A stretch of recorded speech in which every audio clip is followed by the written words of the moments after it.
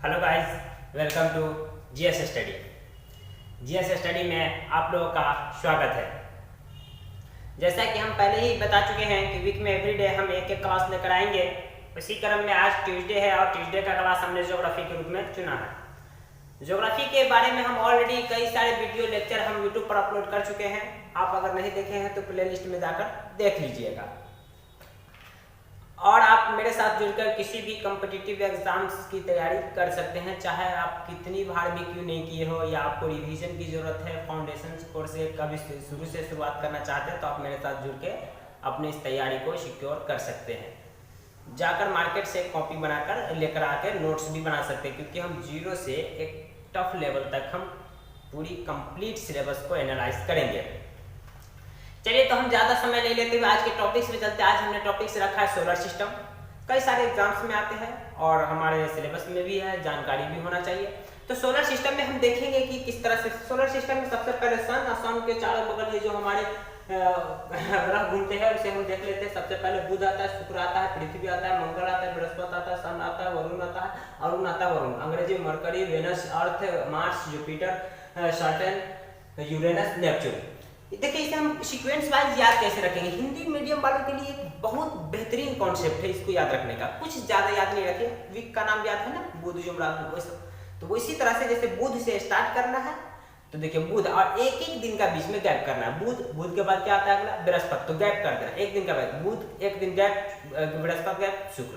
तो देखिए बुध के बाद शुक्र, अगला गैप क्या, शुक्र का क्या आता है शनि, शनि को गैप करके अगला क्या आता है संडे। तो संडे का अर्थ यहाँ पे ले लेना है पृथ्वी। पृथ्वी यानी कि संडे, छुट्टी मनाने पृथ्वी संडे पड़ा है, संडे का छुट्टी मनाने पृथ्वी पड़ा है या कुछ भी। संडे का मतलब यानी कि रविवार का मतलब कि पृथ्वी। अब फिर देखिए अगला संडे के बाद क्या आता है, रविवार का मतलब, रविवार का सोमवार, सोमवार को गैप करके क्या आएगा मंगल, मंगल के बाद क्या आता है बुध, बुध को गैप करना, एक एक गैप करना, अगला क्या आएगा बृहस्पति आ गया। फिर बृहस्पति के बाद क्या था शुक्र, एक गैप करना, शुक्र को गैप करके अगला क्या है शनि, और लास्ट में अरुण वरुण। बेहतरीन कॉन्सेप्ट है। बुधवार से स्टार्ट करना है, एक एक दिन गैप करना है, रविवार के बदले पृथ्वी का उपयोग करना है और लास्ट में अरुण वरुण के पास पहुंच जाना है। कितना बेहतरीन कॉन्सेप्ट है। बुध से स्टार्ट करना है, रविवार की छुट्टी पृथ्वी पर मनाना है, क्योंकि रविवार की जगह पृथ्वी का यूज करना है। बुधवार से स्टार्ट करना है, एक एक दिन का गैप करना है, रविवार की छुट्टी पृथ्वी पर मनाना है, लास्ट में अरुण वरुण के पास पहुंच जाना है। बेहतरीन कॉन्सेप्ट है याद रखने के लिए कि सीक्वेंस वाइज कैसे याद रखेंगे। हमें याद रखेंगे बुध के बाद एक दिन का गैप करना है, बृहस्पति आता है नहीं, अगला क्या होगा शुक्र, एक दिन का फिर गैप करता है शनि, शनि नहीं यानी अगला क्या होगा रविवार का मतलब पृथ्वी पर छुट्टी मनाने आया, उसकी जगह पृथ्वी।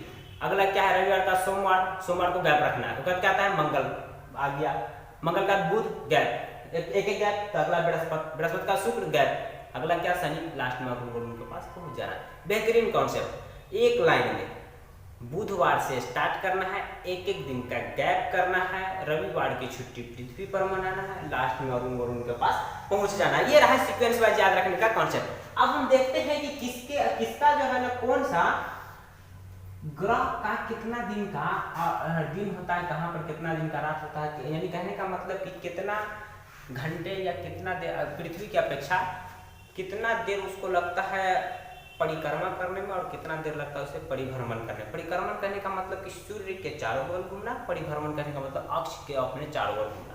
सबसे पहले बुध को अपने अक्ष पर घूमने में, अपने अक्ष पर रोटेट होने में, जैसे कि ये है, यही को ले लेते बुध, इसको अपने अक्ष पर घूमने में पूरा कितना दिन का समय लगता है 58.6 डे। और मान लेते हैं ये सूर्य है, सूर्य के ये मान लीजिए सूर्य है, इसके चारों ओर घूमने में, यहाँ पर दिखा ली सब, इसके चारों ओर घूमने में उसे 88 डेज का समय लगता है। फिर अगली बारी आती शुक्र। ये शुक्र ऑब्जेक्टिव सवाल में पूछ सकते हैं कि कौन ऐसा ग्रह है जिसका रोटेशन यानी परिक्रमण से ज्यादा, यानी अक्ष पर इसको घूमने में 243 दिन लगता है और इसको सूर्य की अपेक्षा चारों बगल घूमने के, सूर्य के चारों बगल घूमने में 224.3 डेज लगता है। तो ऑब्जेक्टिव सवाल पूछ सकता है। अगला पृथ्वी अर्थ जानने करता आप लोग, 23.9 24 घंटा पूरा नहीं, क्योंकि कम कुछ लगता है, और 365.26 डे। तब तो अगला हर 4 साल पे 29 दिन का फरवरी महीना होता है। तो ये हमने अर्थ के बारे में देख लिया। ये सब क्या है, अक्ष पर घूमने में, अपने अक्ष पर घूमने में, अक्ष पर घूमने का मतलब कि डे और नाइट का फॉर्मेशन, और पूरे 365 दिन सूर्य के चारों ओर घूमने, जिससे ऋतु मौसम बदलते रहता है। अगला मंगल, यहाँ पर दिन कितना देर का होता है, 24.6। यहाँ पर एयर यानी कि पूरा घूमने में कितना दिन लगता है, 687 डेज। ये बृहस्पति 9.9 घंटे में ही घूम जाता है अपने अक्ष पर, इसको 11.9 एयर लगता है सूर्य के चारों ओर घूमने में। ये सब टाइम किसकी, पृथ्वी अर्थ के टाइम की अपेक्षा, सबको जो हम काउंटिंग कर रहे हैं कितना देर लगेगा, सब पे अर्थ पर जो टाइम चल रहा है, जो डे और नाइट चल रहा है, उसकी अपेक्षा ये सब काम हो रहा है। 11 साल 9 महीना लगता है इसको सूर्य के चारों ओर घूमने में। अच्छा, अगला क्या है, शनि। शनि को 10 घंटा 3 मिनट में यह अपने अक्ष पर घूम लेता है, लेकिन इसको सूर्य के चारों ओर घूमने में 29 साल 5 महीना का समय लगता है। फिर अगला आता है अरुण, 16.2 घंटे में अपने अक्ष पर घूम लेता है, लेकिन इसको 84 साल लगता है सूर्य के चारों ओर घूमने में। अब अप्रोक्स पता ही होना चाहिए, क्योंकि ये सब दूरी पर है, तो दूरी लंबा सफर करना पड़ता होगा। ये सब नजदीक है, इसीलिए इसको देखिए, सूर्य के सबसे नजदीक कौन सा ग्रह है, बुध, इसीलिए 88 दिन में। और लास्ट में वरुण, 18 घंटा 5 मिनट में ये अपने अक्ष पर घूम लेता है, लेकिन इसको पूरी सूर्य का परिक्रमा करने में 164 एयर लगता है। देखिए कितना लंबा समय लगता है। अच्छा, अब अगर आपसे कोई से पूछे, इन दोनों ग्रह को गैसीय ग्रह भी कहा जाता है, और यहाँ पर एक बेल्ट पाया जाता है पट्टी नुमा, इसके बाहर वाला को बाहरी ग्रह, इसको भीतरी ग्रह के नाम से भी जानते हैं। चलिए अगली बात, कोई आपसे पूछेगा सबसे कम दिन में परिक्रमण करने वाला ग्रह कौन सा है, तो कहिएगा बुध। सबसे ज्यादा दिन परिक्रमा करने में लगता है किस ग्रह को समय, कहिएगा वरुण। आपको पूछेगा सबसे कम समय में कौन अपने अक्ष पर घूम लेता है, परिभ्रमण कौन करता है, बोलिएगा बृहस्पति, जिसको 9.9। सबसे अधिक समय में कौन परिभ्रमण करता है, अपने अक्ष पर घूमता है, तो ये शुक्र, 243 दिन। इतना समय किसी को नहीं लगता घूमने में। तो यहाँ पे हमने कितने ऑब्जेक्टिव सवाल को देखे।